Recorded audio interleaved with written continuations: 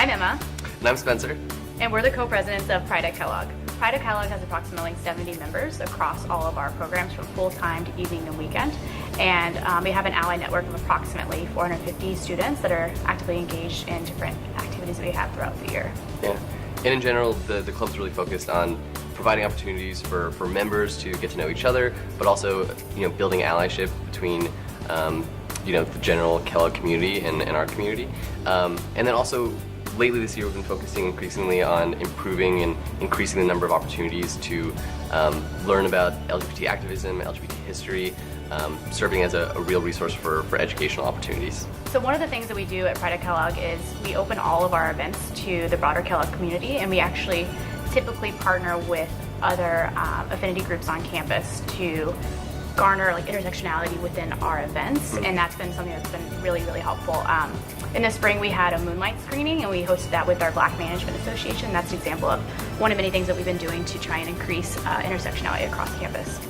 Yeah, and we regularly do small group dinners, so we have different themes for each dinner, but last year, for example, we had the theme was the universality of love. So while we had LGBT members and we also had ally members, everybody shared experiences and we found common themes across them. So some people came out to their parents as LGBTQ, but other people came out to their parents as dating someone that their parents might necessarily approve of. And how do we handle those conversations, and how do we find connections that might not be clearly obvious from our gender or sexualities. Kellogg is a very inclusive environment. Being an LGBT student is a value add, in my opinion. We have an incredible Pride at Kellogg community, but beyond that, there's so many ways to get involved in the club, no matter if you're LGBTQ or not. And there's a lot of ways to get involved in the D&I space if that's something that you choose and feel really empowered. It's never been something that's held me back. It's actually probably propelled me within my time at Kellogg. Yeah, really just building off that. The Pride at Kellogg community isn't an insular community in any ways. It's really kind of like the center from which a lot of other great connections were built with the larger Kellogg community.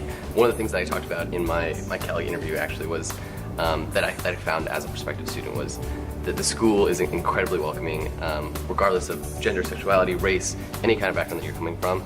And for the Pride community, that's really on display in the fall when we have Drag TG. We all the different sections put on performances where the girls dress as guys and the guys dress as girls, and it's really a public display and a public force of the general student population's commitment to LGBT causes and issues. And for me as a first year student, really it hit home with me because it was the most it was a really resonant way of saying my classmates are committed to me and to making sure that I find a comfortable place at Kellogg.